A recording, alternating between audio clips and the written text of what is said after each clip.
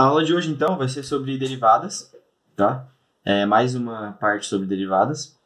Hoje a gente vai tratar, né? A gente já tratou sobre as derivadas fundamentais, né? Que a gente chama, que vão ser tipo nossos blocos da nossa construção. E agora a gente vai tratar sobre, vamos dizer, o cimento e as técnicas que a gente vai usar para unir esses blocos, né? A gente vai tratar das técnicas porque tem funções que são composições de várias funções fundamentais, né? Por exemplo, a gente sabe a derivada de polinômios e a gente sabe a derivada de trigonométricas. E se tiver uma trigonométrica vezes um polinômio, como que a gente resolve? A gente vai tratar de técnicas que a gente usa para resolver esses casos, que a gente vai partir de propriedades de derivada, né? Derivada da soma, derivada do produto, derivada de funções compostas. A gente vai estudar tudo isso nessa aula, então vai ser uma aula um pouco mais longa, porque acho que é importante dar as demonstrações de porque isso é válido. Eu vejo que pelo menos é um pouco importante. Tem muitas propriedades depois que vão ser usadas em outras coisas. Mas vamos lá, então, sem enrolação para as propriedades. Então, a primeira propriedade que a gente vai demonstrar aqui vai ser a seguinte propriedade, né? Vamos primeiro só relembrar qual que é a definição da derivada. Então, df dx vai ser igual a limite, quando ΔX tende a zero, de f de x mais ΔX menos f de x dividido por ΔX. Então, essa aqui é a nossa definição de derivada. Então, a propriedade 1 que a gente vai provar é uma propriedade bem simples, que é nossa df mais g. Então, a gente tem uma função, tá? Que é definida por f mais g. A gente tem uma função qualquer que ela é definida por f mais g. Então, nosso df dx, a gente vai provar que é igual a df dx mais dg dx. A gente vai provar essa propriedade primeiro. Então, aqui vai ser muito simples. Vamos aplicar o limite nesse lado aqui da equação, tá? Aliás, só para facilitar, para não ter que provar por menos aqui a gente vai usar mais ou menos, tá? Então, tanto f mais g quanto f menos g, tá? Vocês vão ver que isso é uma consequência bem simples do próximo, tá? Do próxima coisa que eu vou mostrar. Mas, enfim, tá? Então, vamos lá. A gente tem aqui, então, vamos aplicar aqui o limite. Então, o limite disso aqui vai ser f de x mais ΔX mais ou menos g de x mais ΔX, tá?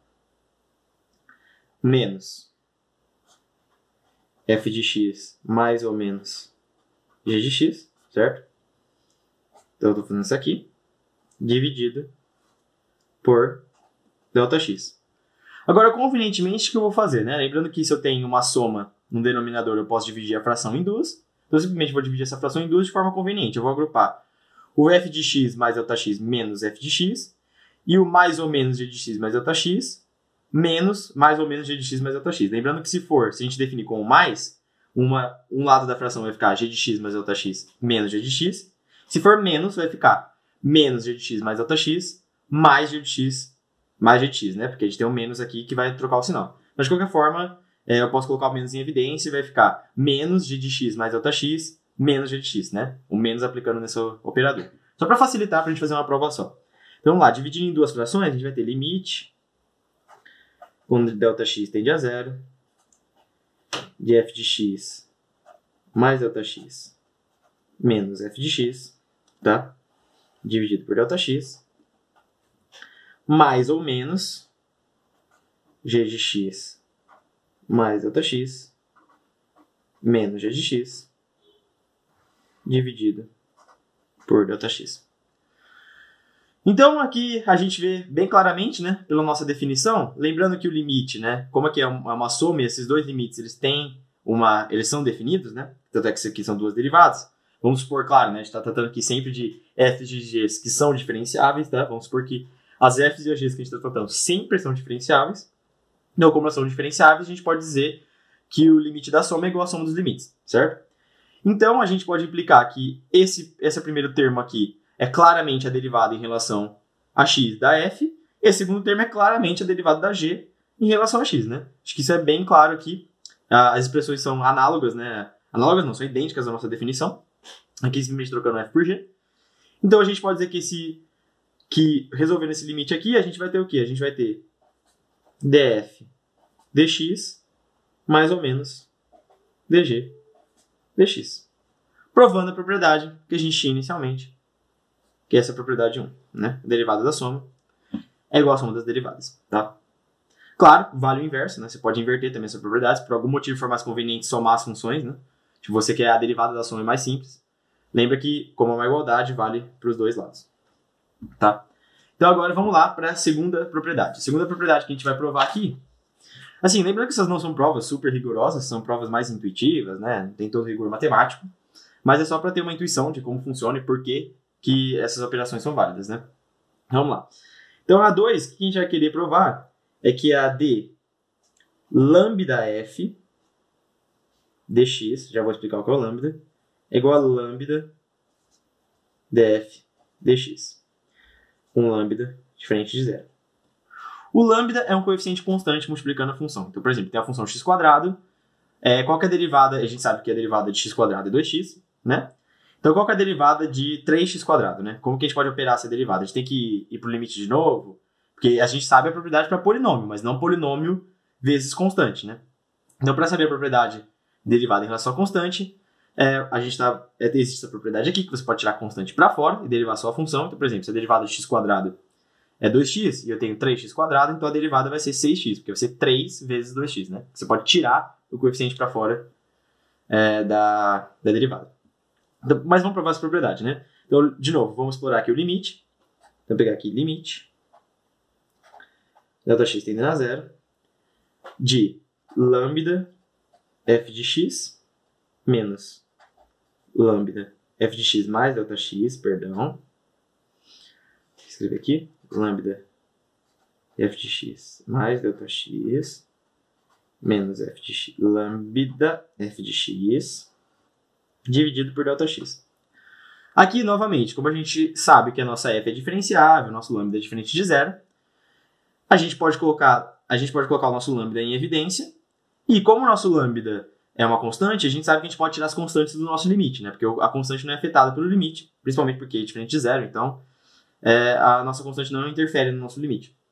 Então, tirando a nossa constante para fora do limite, a gente vai ter o quê? Lambda, né? Claro, aqui a gente pode tirar o lambda em evidência, porque está multiplicando os dois termos. Lambda multiplicando limite, Δx tendendo a zero, né? Multiplicando toda essa expressão, de f de x mais Δx menos f de x dividido por Δx, tá? Então, isso aqui é claramente a derivada de f em relação a x, né? Pela própria definição. Então, esse limite vai resultar em df dx, tá? Bem simples, essa parte aqui do coeficiente. Então, aqui a gente tem essas duas propriedades, a propriedade 1 e a 2, né? Que a derivada da soma é igual à soma das derivadas, e a derivada de uma constante vezes a função é igual a derivada de uma função, que é definida por uma função vezes uma constante, é igual a constante vezes a derivada. Essas duas propriedades 1 e 2, elas provam que nosso operador derivada, né? Porque a derivada pode ser entendida como operador, né? O que é um operador? Eu tenho um ente inicial, eu opero sobre ele e transformo em outro ente. Então, por que a derivada é um operador? Porque eu tenho uma função, eu opero sobre ela e transformo em outra função, né? Com outras propriedades, etc. Então, o operador derivado ele é linear. Vocês vão entender depois por que isso é muito importante. Vocês vão usar muito isso em EDO. Mas o operador derivado ele é linear, tá? Então, essas duas propriedades provam isso. Propriedade 1 e 2. Mas agora, no momento de cálculo 1, isso não é tão importante. Agora, vamos lá. Propriedade 3 é a seguinte. Propriedade 3 a gente vai provar aqui. Derivada de f vezes g dx é igual a df dx vezes g mais dg dx vezes f, tá? Então, a derivada de f vezes g é df dx vezes g vezes dg dx vezes f. Então, a derivada do produto a gente pode dizer, né, enunciado falando ele, seria derivada da primeira vezes o segundo mais derivada do segundo vezes a primeira, tá? Então, tipo, é basicamente isso, tá bem expresso aqui, então, df dx vezes g mais dg dx vezes f. É bem simples, mas a gente precisa provar isso, né? Então, vamos pensar no seguinte, vamos pensar nesse retângulo. Para a gente provar isso aqui, a gente vai pensar num retângulo. Claro, volto a dizer, isso aqui não é uma prova formal, bonitinha, mas é uma, vamos dizer, por assim dizer, uma prova intuitiva, que acho que é o suficiente para entender por que isso é válido, né? Então, o que é a nossa... Vamos supor que um lado aqui seja f e esse outro lado aqui seja g, tá? Inicialmente. Então, o que a nossa função f vezes g representa? Ela representa a área aqui, certo? Então, nossa função aqui, né? Vamos supor, nossa função a aqui representa a área, né? Então, o que a gente está estudando nessa função? Está estudando a área dessa f e desse retângulo aqui, né? Essa função representa a área desse retângulo, que é f vezes g. Lembrando que a área do retângulo é um lado vezes o outro. Mas vamos supor que nossa f, um lado do retângulo varia um tanto, e o outro lado do retângulo também varia um tanto. Então, essa f variar um pouquinho, e esse lado aqui vai variar um pouquinho, e esse lado aqui vai variar um pouquinho. Então, o que a gente quer descobrir? A gente quer descobrir quanto que nossa área varia. Se eu variar um pouco cada lado, quanto que nossa área varia? Isso aqui vai ser bem simples de fazer, né? Vai ser essa área total aqui, a variação, menos essa área inicial. Então vamos lá, então vamos escrever isso. Então como que vai ser o nosso ΔA? Como que vai ser a variação da nossa área? Lembrando que o ΔA seria a variação dessa função aqui. Nosso ΔA vai ser f mais ΔF, certo? Que é o lado no final, né? Depois que variou, vezes g mais ΔG, menos a quantidade inicial de área. Né? A variação é isso, né? O final menos o inicial. A gente tem a área final, que é definida pelos novos lados, né, depois de variarem, um vezes o outro, menos a área inicial. Beleza? Agora vamos desenvolver isso aqui. Então, nosso ΔA vai ser o quê? Então, vai ser f vezes g, aí f mais ΔG, mais f vezes ΔG, mais ΔF vezes g, né? Estou passando para cá, mais ΔF vezes ΔG. Menos f vezes g. Aqui a gente pode cancelar o nosso f vezes g com o nosso menos, com esses dois termos que são idênticos, né? Um tá mais, outro tá menos. Beleza, então o nosso ΔA a gente pode escrever como? Nossa variação da área vai ser f vezes ΔG mais ΔF vezes g. Mais ΔF ΔG. Então, beleza. Aqui, isso aqui, qual que é a questão? A gente está falando quanto que nossa área varia. Só que quando a gente está falando de derivados, lembra, a gente estuda a relação entre uma variação na imagem pela variação no domínio. Aqui a gente está estudando diretamente a variação na imagem. E lembra que aqui a gente está tratando de uma variação delta, uma variação que não é infinitesimal, uma variação qualquer. Isso aqui vale para qualquer variação, tá? Sei lá, qualquer variação que você escolher, qualquer valor de g e de x, isso vale, né? Isso aqui vale para qualquer coisa. Só que aqui a gente está estudando derivado, a gente quer saber um delta infinitesimal. Então, vamos analisar essa expressão infinitesimalmente, né? Então, dA é igual... Eu já vou escrever mais ou menos como está aqui em cima, então só vou trocar esses dois de ordem. Seria df vezes g mais dg vezes f mais df dg. Vamos lá. Vocês concordam que para eu achar a derivada aqui, eu simplesmente vou dividir isso aqui por ΔX, vou achar vamos dizer, a variação proporcional, porque vamos supor, se eu pegar um df infinitesimal, um dg infinitesimal, tudo isso infinitesimal, isso aqui vai ser um valor muito próximo de zero. Então, isso aqui valeria zero. Então, a gente quer saber a variação proporcional, uma pequena variação em x. Então, a gente vai dividir essa expressão toda por dx, e a gente vai chegar na nossa expressão que a gente queria, que é da derivada. Só que se eu dividir tudo isso por dx, o que a gente vai chegar? A gente vai chegar em dA dx, né? Supondo que df dx vai ser df dx g mais dg dx f mais, supondo df dx dg. Eu posso escolher o dx para dividir qualquer um dos dois, ou dividir os dois, mas vou colocar isso aqui de forma conveniente. Só que você fala, ué, mas então você está provando o contrário, né? Você está provando que existe esse termo aqui, né? Não é só o que você disse que seria. Só que aqui vale uma discussão, né? O df dx é uma quantidade finita. Por quê? Porque eu estou dividindo algo muito pequeno por algo muito pequeno. Mas sobrou o meu dg, que é uma variação infinitesimal. Então é como se eu tivesse algo finito, algo que é um valor que a gente conhece, um valor, sei lá, 2, 3, qualquer valor aqui que vai ser essa derivada, vezes um valor que tende a zero, que é o nosso dg. Que o nosso dg a gente tem que lembrar que é uma variação infinitesimal. Então esse valor aqui, na prática, vale zero. Ele pode ser desconsiderado, tá? E a gente poderia argumentar propriamente aqui, né? Porque pensa assim, ó. Aqui a gente tem uma variação infinitesimal, Pensa uma variação infinitesimal vezes uma variação infinitesimal. É algo infinitamente pequeno. Tão pequeno que a gente nem consegue achar uma proporcionalidade, né? Porque é o que eu disse aqui, o nosso dx ele compensa a pequenez do nosso df, mas não do nosso dg, tá? Então a gente acaba de provar aqui a derivada do produto. Essa é uma expressão que a gente usa muito, muito mesmo, sério. Então é muito importante decorar. Claro, é importante saber como que ela funciona. Tem 1000 jeitos diferentes de provar, mas acho que esse é o jeito mais intuitivo que explica mais o porquê, né? Porque tem algumas formas de provar pelo limite, mas que são muito mais complicadas. Acho que isso é o suficiente. Ok, agora, normalmente as pessoas ensinariam a regra do quociente, mas eu prefiro ensinar de maneira mais intuitiva e ensinar a nossa próxima relação, que é o seguinte. Essa é uma propriedade um pouco mais complicada. Vamos supor que a gente tenha uma f de u, tá? E o nosso u seja uma g de x. Beleza? E a gente quer saber a nossa df dx. Tá? O que a gente vai provar? Nessa propriedade 4, a gente vai provar aqui. Ó, lembra que a f depende de u. Só que a nossa u é uma g de x. Ou seja, a gente tem na prática uma f de g de x. Tá? Uma função composta. Então o que a gente vai provar aqui? A gente vai provar que df dx é igual a dg dx vezes df du. Tá? Vocês vão entender depois mais como isso funciona na prática, né? Por que essa propriedade é maravilhosa e, meu Deus, monstruosamente útil. Mas agora eu vou provar mais ou menos como que ela funciona.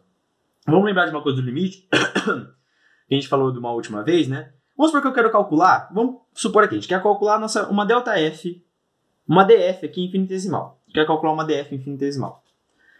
Se nossa f depende de u, né, pela nossa própria definição de derivada, porque eu vou fazer algo que é um pouco, vamos supor assim, um pouco impreciso matematicamente, mas lembrando que a gente está tratando do limite, né, lembrando do limite que representa f, se a gente quer calcular uma pequena variação em f, qual que a gente pode fazer, né, df du? Como é que a gente calcula esse df?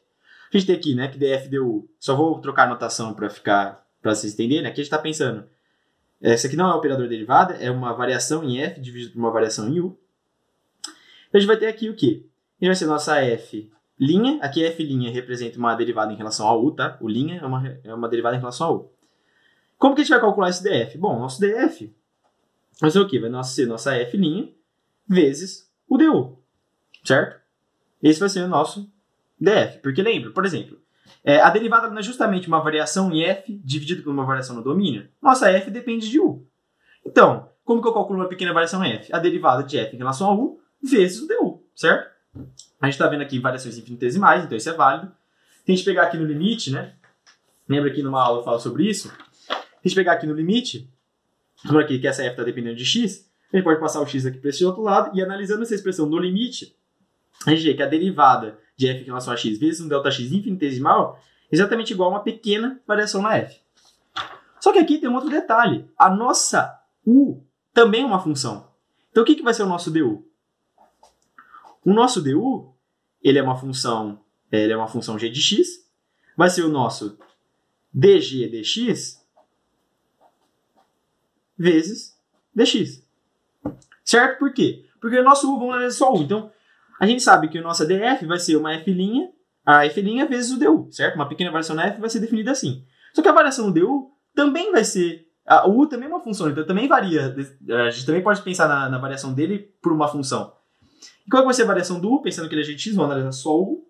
Vai ser dg dx vezes dx, certo? Porque a gente pode usar o mesmo raciocínio. Usando que é nosso u aqui, du dx, uma pequena variação no u vai ser o quê? A gente pode passar esse Δx para cá, analisando toda a expressão no limite, volto a dizer, sempre analisando no limite, pegando uma variação muito pequena. Ou seja, o nosso du vai ser dg dx vezes dx. Então vamos acoplar aqui uma expressão na outra. Lembrando que esse f' aqui é uma derivada em relação a u. Eu só fiz isso para não ficar escrevendo, para não ficar confuso, né? Porque eu fiz esse passo aqui. Mas acoplando as duas expressões, vai ficar o quê? df é igual a df du, certo? Vezes dg dx vezes dx. Isso fica bem claro. E por que essa propriedade vale? Porque lembra que a derivada está tratando de variações muito pequenas. Então é até intuitivo a gente pensar, né? Como que vai ser uma... se a f varia de um jeitinho, um pouquinho, como que vai ser a variação total? Né? Claro que vai ser a variação, quanto que a f varia? Uma variaçãozinha em u, vezes a variação da parte interna dela em relação a x. É uma coisa que assim, pode parecer não tão intuitivo, mas acho que com esses passos aqui fica um pouco mais intuitivo. É possível provar pelo limite. Né? Aqui esse passo é claro, né? Eu posso só passar esse dx dividindo. Então fica df dx igual a df du vezes dg dx. Tá? Então, isso é uma propriedade extremamente importante, que é a derivada de funções compostas. Tá? Claro, isso daqui não é uma demonstração super formal, volto a dizer. Não é algo muito preciso. Matematicamente, a gente está passando discriminantes de um lado para o outro, né? E aqui eu não deixei claro os limites e tal. Mas eu acho que é suficiente para entender, né? Lembrando, porque a gente tem que lembrar como que a gente pode relacionar uma pequena variação, que a derivada é uma relação entre variações, né? Então, a derivada de f em relação a u, ela vai me dar a relação entre uma variação em u e uma variação em f. E minha derivada de u vai dar uma relação entre a variação de u e a variação de x. Então, isso que é bem interessante da regra da cadeia. Ela mostra como as funções, né? Quando você analisa as funções em variações infinitesimais. Como ela fica mais simples, né, de se analisar. Acho que essa propriedade é muito importante. Isso aqui é uma demonstração, por assim dizer, mais informal da regra da cadeia. Mas eu acho que é suficiente. E é importante dizer, tem mais uma propriedade aqui que eu quero mostrar. Mas é importante dizer que, assim, refaçam todas essas demonstrações até entender muito bem o que significa, tá? E, claro, vai ter aplicações depois para explicar, né, para fixar mais a ideia, mas é muito importante refazer esses passos para realmente entender como funciona essas propriedades de derivada. Então, a propriedade 4 é conhecida como regra da cadeia, tá? Agora, a última propriedade, normalmente as pessoas não fazem nessa ordem, e essa aula vai ficar um pouco mais longa mesmo. A última propriedade, que é a propriedade 5, é no caso de uma d f sobre g dividida por dx. Aqui a gente vai usar a regra da cadeia. A gente vai provar que isso aqui é o quê? É df dx vezes g menos dg dx vezes f dividido por g quadrado. Tá? A gente vai provar. Isso pode parecer uma coisa meio um pouco difícil, né, de usar. Vai ficar um pouco mais complicado que a expressão original, mas vocês vão ver que isso é bem útil, tá? Porque você pode ver que você só precisa derivar a f e a g. Então, como que a gente vai provar isso? A gente vai definir essa função de outra forma, né? A gente tem aqui, essa função está definida como f dividido por g, a gente vai escrever da seguinte forma, como f vezes g elevado a menos 1, tá? E a gente vai lembrar que a derivada de g elevado a menos 1 dx, usando a regra da cadeia, vai ser o quê? Vai ser, primeiro, a gente deriva em relação ao u, né? Nosso u aqui é g. Então, isso aqui vai ser o quê? A derivada de menos 1, a gente coloca menos 1 para fora. Vai ser igual a 1 sobre g quadrado. Tá? Menos 1 vezes 1 sobre g quadrado. Vezes a derivada interna, né? Que é dg dx. Vezes dg dx. Para a propriedade da cadeia que a gente acabou de ver, né? Então, eu derivei a nossa função, está derivando d, está derivando g elevado a menos 1. Então, eu derivei primeiro a função, a nossa f, né, em relação ao u, nosso u é g. Aí vai dar u, é a derivada de u elevado a menos 1, u elevado a menos 2 vezes menos 1, né, a gente tomba, usando a propriedade de polinômio, vezes a derivada interna, que aqui, inclusive, está na mesma notação, dg dx. Então, só lembrando essas duas propriedades que a gente acabou de usar, e a gente vai usar a propriedade do produto. Então, vamos lá. Qual que é a propriedade do produto, né? Vamos aplicar a derivada nessa função aqui. Vai ser o quê? A derivada da primeira vai ser df dx vezes a segunda, que é 1 sobre g, menos a derivada da g, que é 1 sobre g quadrado dg dx, vezes f. Tá? Então, a gente derivou aqui usando a regra do produto, a derivada da primeira vezes a segunda, que é g elevado a menos 1, mais a derivada da segunda vezes a primeira. Só que a derivada da segunda eu já coloquei menos aqui, porque o menos está multiplicando, então aqui é o menusinho. Agora, só trabalhando um pouquinho nessa expressão, a gente coloca df dx Aí agora o que a gente vai fazer? Como a gente quer colocar eles na mesma fração, aqui eu vou fazer o quê? G quadrado dividido por G dividido por G quadrado. Vocês concordam que G dividido por G quadrado poderia simplificar e daria exatamente 1 sobre G. Mas vocês vão entender por que a gente faz isso. Então G dividido por G quadrado menos 1 sobre G quadrado dg dx f. Agora vocês podem ver que colocando o g quadrado em evidência, isso aqui vai ser igual a quê? 1 sobre g quadrado que multiplica df dx vezes g menos dg dx vezes f. Então a gente chega exatamente na nossa regra inicial, provando a regra do quociente. A regra do quociente é bem intuitiva, né? A regra do produto, bem intuitiva no sentido assim, ela é muito parecida com a regra do produto. A regra do produto é a derivada da primeira vezes a segunda, mais a derivada da segunda, mais a derivada da segunda vezes a primeira. E a do quociente é a mesma coisa, só que ao invés de ser mais é menos. Então a derivada da primeira vezes a segunda, menos a derivada da segunda vezes a primeira, dividido pela segunda ao quadrado, tá? Então você só precisa lembrar que é menos i da segunda ao quadrado. Lembrando que o primeiro termo é sempre a derivada da primeira, tá? Para não confundir. Então, essa é a última propriedade que eu queria mostrar. Todas as outras, dá para resolver todas as derivadas a partir delas, somente usando alguns truquezinhos aí com regra da cadeia, no caso de, por exemplo, uma f elevada a uma g, a gente pode comentar sobre isso depois. Então essas todas as propriedades de derivada que a gente usa. Então, lembrando, regra da soma, então a derivada da soma é igual à soma das derivadas. Regra da constante, né, da constante multiplicando, a constante sai para fora da nossa derivada, então d lambda f dx é igual a lambda df dx, tá? A regra do produto a gente acabou de ver, que é a derivada da primeira vezes a segunda, mais a derivada da segunda vezes a primeira. Regra da cadeia, que é simplesmente eu derivar em relação, por exemplo, eu tenho uma f de x quadrado. Eu derivo primeiro em relação a x quadrado, depois eu derivo e multiplico pela derivada de x quadrado, tá? A regra da cadeia é meio complicado de entender, assim, inicialmente, mas vocês vão entender quando a gente aplicar no exercício. É mais fácil de entender assim. E a nossa regra do quociente, que a gente acabou de determinar. Então essas são as regras de derivada. Eu acho que essa aula ficou bem longa, mas é isso. Então a gente vai ter exercícios e daqui a pouco mais algumas outras aulas, mais explorando um pouco mais a regra da cadeia e esses conceitos básicos de derivação. Até mais!